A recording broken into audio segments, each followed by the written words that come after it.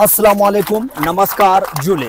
एक बार फिर से लद्दाख रियलिटी शो में आप तमाम व्यूवर्स को मैं मोहसिन कमाल हार्दिक स्वागत, हार्दिक अभिनंदन करता हूँ। व्यूवर्स, आज मैं एक ऐसी जगह पर पहुंचा हूँ जहां पर लद्दाख के लोग, लद्दाख के जनता इस समय अनशन पर है।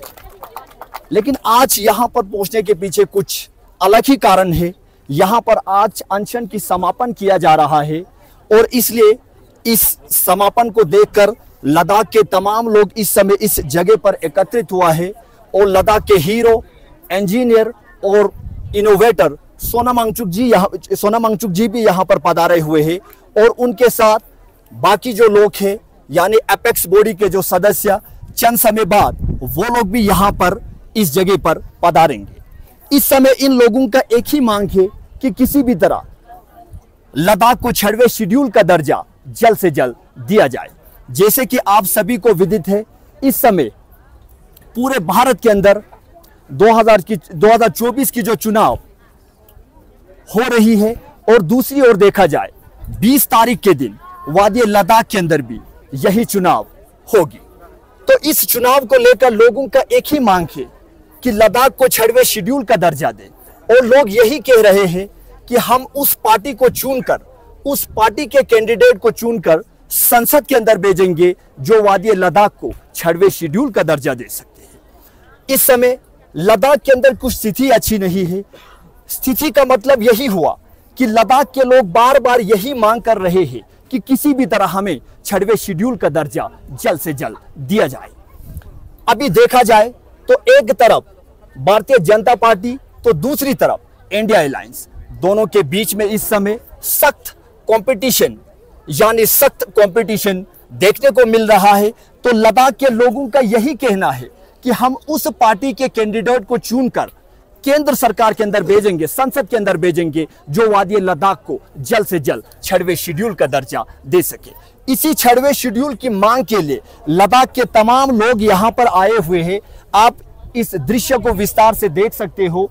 इसी 6वें शेड्यूल को लेकर लद्दाख के लोग आज यहां पर आए हुए हैं। लद्दाख के लोगों को इस समय एक ही भूख है कि किसी भी तरह लद्दाख को 6वें शेड्यूल का दर्जा जल्द से जल्द दिया जाए। जैसे कि आप सभी को विदित है, लद्दाख के लोगों ने भारत सरकार से कई बार मांग की कि आखिर लद्दाख को 6वें शेड्यूल का दर्जा दे, लेकिन भारत सरकार ने इन तमाम फरियादों को अस्वीकार किए। तो इन चीजों को देखते हुए लद्दाख के लोगों ने यही निर्णय लिया कि अब हमारे पास एक ही विकल्प बची है कि इस जगह पर आकर अनशन पर बैठना और सरकार से यही मांग करना कि जल्द से जल्द हमें 6वें शेड्यूल का दर्जा दिया जाए। अब मैं इन्हीं लोगों से पूछकर, इन्हीं के जबान से वो तमाम बातें आप व्यूवर्स तक पहुंचाने की प्रयास करूंगा जो इस समय यहाँ पर अनशन पर बैठे हुए हैं।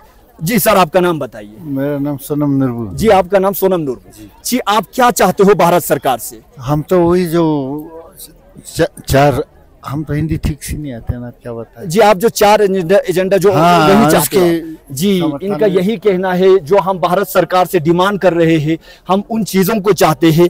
बाकी लोगों से भी मैं मिलकर आप लोगों तक ये बातें पहुंचाने की प्रयास करूंगा आखिर ये लोग क्या चाहते हैं। जी सर, आपका नाम बताइए। मेरा नाम जिगमित है। जी, आपका नाम जिगमित। जी, आप भारत सरकार को क्या संदेश देना चाहते हैं? हम ये भारत सरकार को 6 शेड्यूल का वो दर्जा चाहते हैं। जी, 6 शेड्यूल का दर्जा चाहते हैं। जैसे आपको विदित है, इससे पहले बीजेपी के नेतागण कभी भी इस जगह पर नहीं आए आप लोगों को समर्थन देने। नहीं, लेकिन फिर भी अभी बीजेपी के जो नेतागण है वो लद्दाख के विभिन्न जगहों पर प्रचार तंत्र किया जा रहा है। तो आप भारतीय जनता पार्टी को क्या संदेश देना चाहते हो? भारतीय जनता पार्टी को ये संदेश देना चाहता हूँ कि हमारे ये 6 शेड्यूल देने के लिए मांग करता हूँ। जी, अभी आपको विदित है, एक तरफ भारतीय जनता पार्टी है, दूसरी तरफ इंडिया अलायंस है। जी जी, और यहाँ पर कांग्रेस पार्टी भी है। जी हाँ, तो आप किसको, आप लोगों की जो बातें हैं उसको भी आप प्रकट कर सकते हो। आप किसको ऐसे कैंडिडेट बनाकर संसद के अंदर भेजना चाहते हैं? जो हमारा मांग पूरा करे उसको हम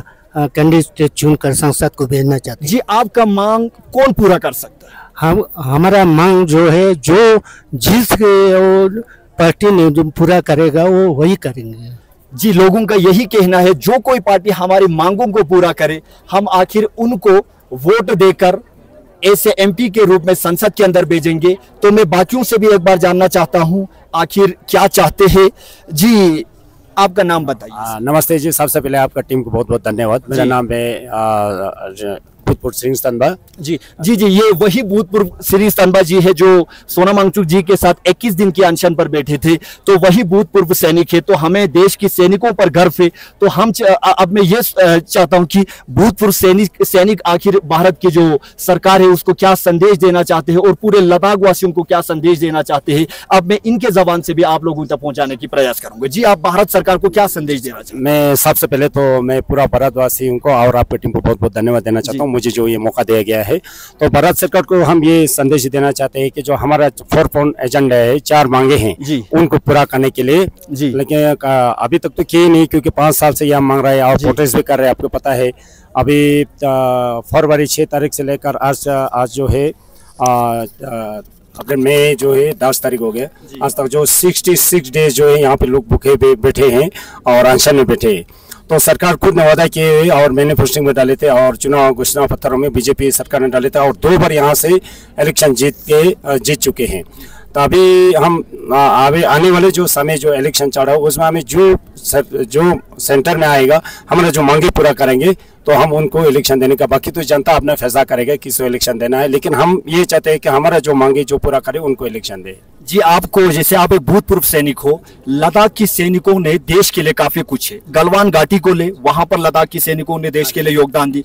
कारगिल सेक्टर को ले, यानी 1999 की लड़ाई, वहां पर भी लद्दाख की सैनिकों ने भारत के लिए योगदान दी। दूसरी ओर तुर्तुक सेक्टर देखा जाए, वहां पर भी 0 कैजुअलिटी के साथ लद्दाखियों ने ही तुर्तुक सेक्टर को कैप्चर किए थे। लेकिन उसके बावजूद भी भारत सरकार इस समय लद्दाखियों को 6वें शेड्यूल की दर्जे से वंचित रख रहे हैं। आखिर इस पर आप क्या कहना चाहते हैं? ये लद्दाख के सीना छोड़कर बाकी जो लद्दाख के तमाम जो जनता है उन्हें बिल्कुल सेना के साथ कंधे से कंधा मिलाकर 1978 से लेकर जितना भी यहाँ पे युद्ध हुआ है ज्यादातर लद्दाख क्षेत्र में हुआ है, चाहे पाकिस्तान के साथ हो, चीनी के साथ हो, पूरा बढ़ चढ़ के बिल्कुल हिस्सा लिया है।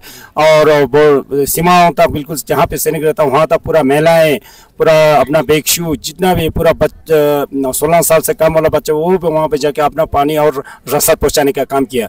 तो हमें तो नहीं लगता है कि सरकार हमारे से इतना दुर्भाग्यपूर्ण कार्रवाई करे और इस तरीके से हमको यहाँ पे फेंक के रखे और इसको पूछताछ ना करे।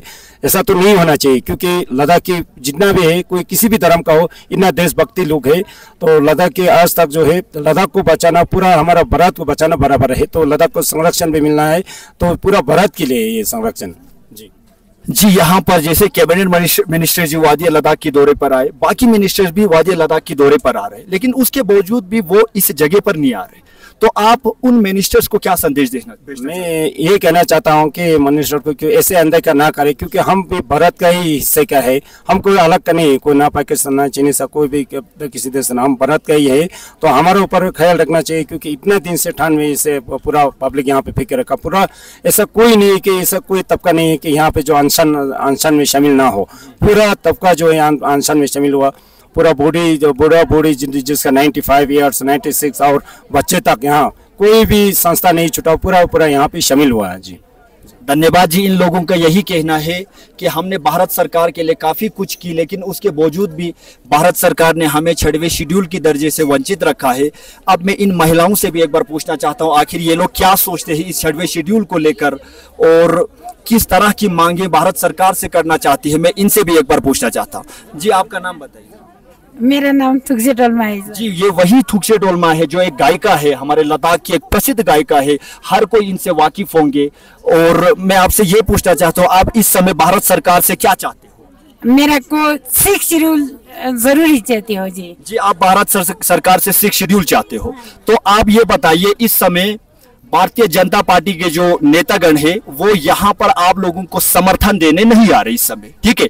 लेकिन कांग्रेस पार्टी के जो नेतागण है वो बार बार यहाँ पर जो लोग अनशन पर है उनको समर्थन देने आ रहे।